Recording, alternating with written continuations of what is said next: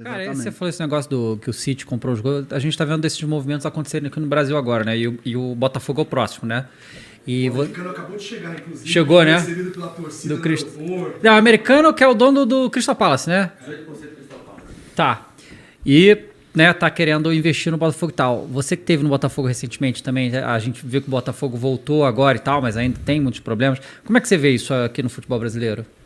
Eu vejo primeiro como uma puta numa oportunidade. Eu acho que é espetacular investirem e apostarem no futebol brasileiro. Sem sombra de dúvidas, eu acho que isso aí vai aumentar ainda mais o nível de corte do padrão de excelência que todas as áreas vão precisar ter, dos diretores executivos aos profissionais que trabalham em comissão técnica, aos jogadores, ao nível de formação, aos profissionais que trabalham em categorias de base. Todo mundo vai precisar aumentar o seu nível de corte, porque naturalmente se abre, quando se trabalha dessa forma, o processo seletivo de escolha ele fica muito mais apurado.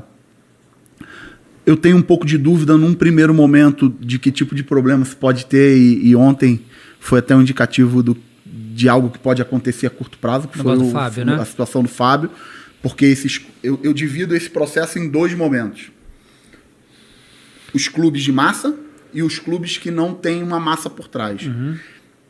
Vamos imaginar que num primeiro momento clubes que estão sendo comprados tenham problemas de resultado a curto prazo. Como vai ser gerenciado o processo que acontece da torcida invadir CT, pichar, querer bater em aeroporto?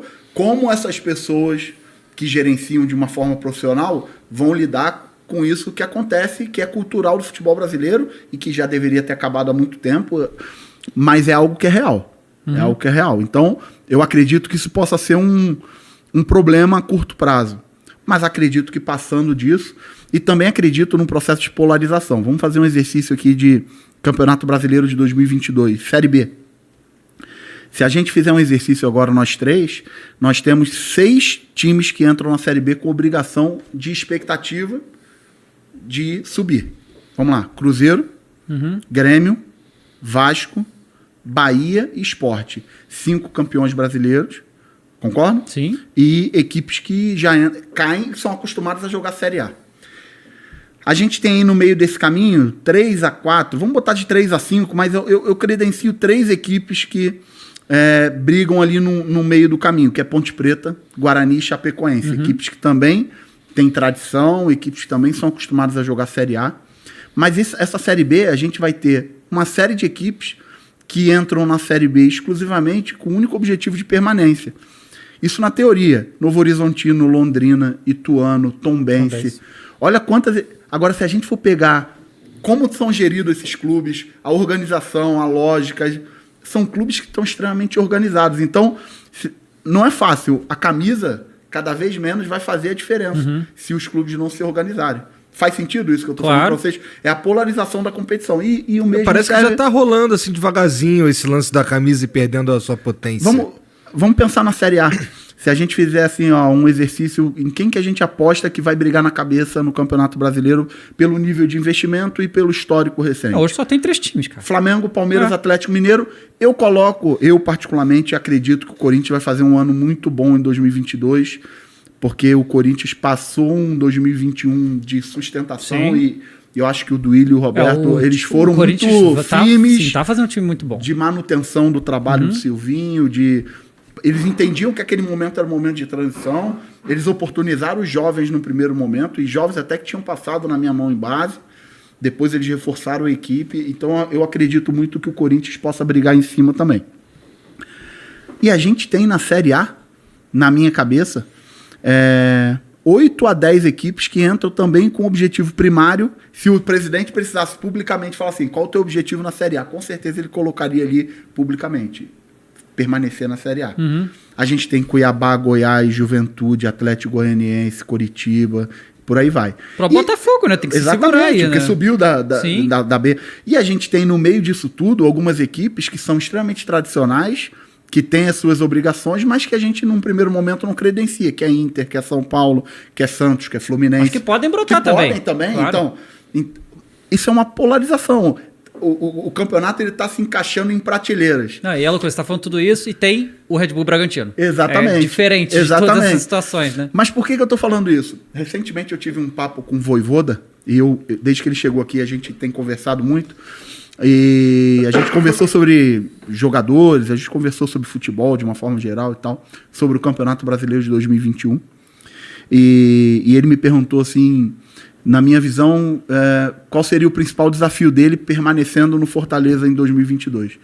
E na minha visão, o maior desafio dele é conseguir tornar público o alinhamento de expectativa e de realidade. Uhum. Então, todo mundo aqui vai concordar que o Fortaleza fez um campeonato acima das suas reais expectativas. Não, histórico. Completamente histórico.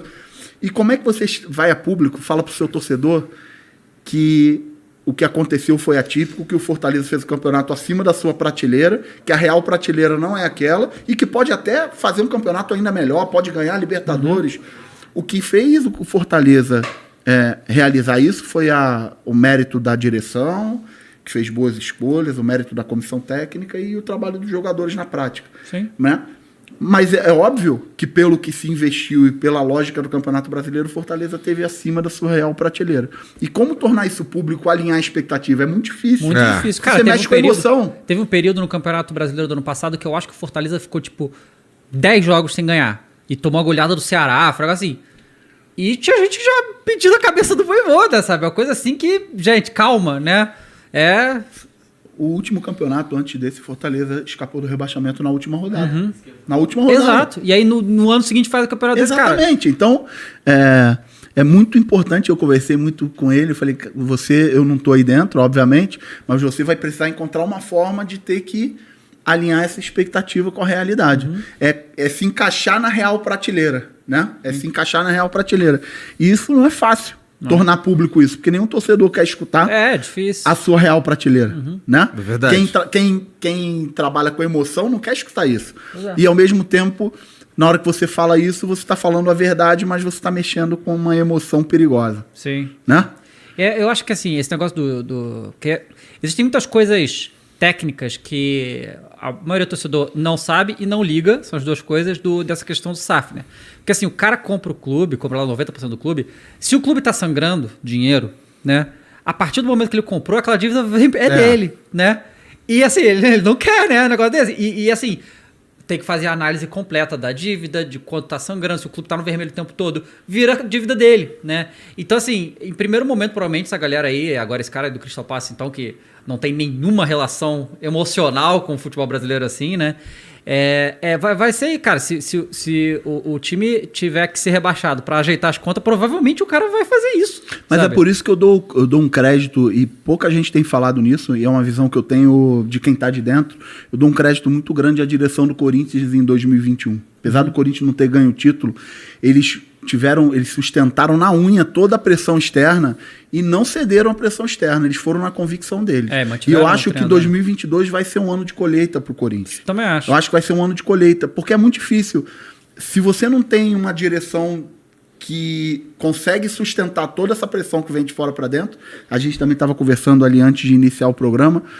Hoje existe obviamente todo o processo de emoção, de rede social, mas hoje no futebol existe um elemento que são os influenciadores digitais dos clubes. Uhum. Cada clube tem lá 5, 6, 7 caras que influenciam e muitas vezes esses caras têm interesses paralelos. Então isso entra no trabalho. Se você não tem realmente uma direção que consegue blindar isso, que consegue neutralizar, que consegue dar uma tranquilidade para o trabalho, uma racionalidade para o trabalho, você sucumbe o tempo todo aí. E aí fica muito difícil porque você tem que reconstruir a cada momento, Sim. a cada troca, a cada momento, a cada troca, né? Então é muito difícil. Porque o exemplo que a gente tem no futebol brasileiro nas décadas que se passaram era assim, chegava um investidor com dinheiro, o cara contratava meia dúzia de jogador lá, foda, milhões, e depois queria vender esses caras para recuperar o dinheiro investido. A SAF não é isso. Não, né? não é isso. O cara não vai chegar com esse dinheiro para vamos fazer o super time. Não é isso, né? Pode até acontecer depois, mas é um caminho que vai demorar ainda mais esses clubes com umas dívidas insanas que tem, né? Com tantos problemas que tem tudo que ser consertado primeiro para depois começar a botar grana mesmo e aí trazer jogador e tal. E não é uma coisa rápida, né? É verdade, é isso mesmo, você tem toda a razão. É um tudo novo, tudo novo. Eu acho que o que o Bragantino tem feito nos últimos tempos pode ser uma grande referência. É óbvio que a gente está falando de um clube com uma condição de formação inicial totalmente diferente do que se tem. E não tinha 1 bilhão de dívida, exatamente, né? Como a maioria dos clubes brasileiros estão. Mas pode ser um indicativo de algo que já está funcionando na prática. É um projeto que tem toda uma lógica desportiva, um projeto que é muito bem gerenciado de cima para baixo, tem... Né? Você vê nas escolhas, você vê na manutenção, você vê em quem é o treinador, você vê ali toda uma lógica. Então acho que pode ser um grande direcionamento para aquilo que vai vir a seguida dos demais clubes.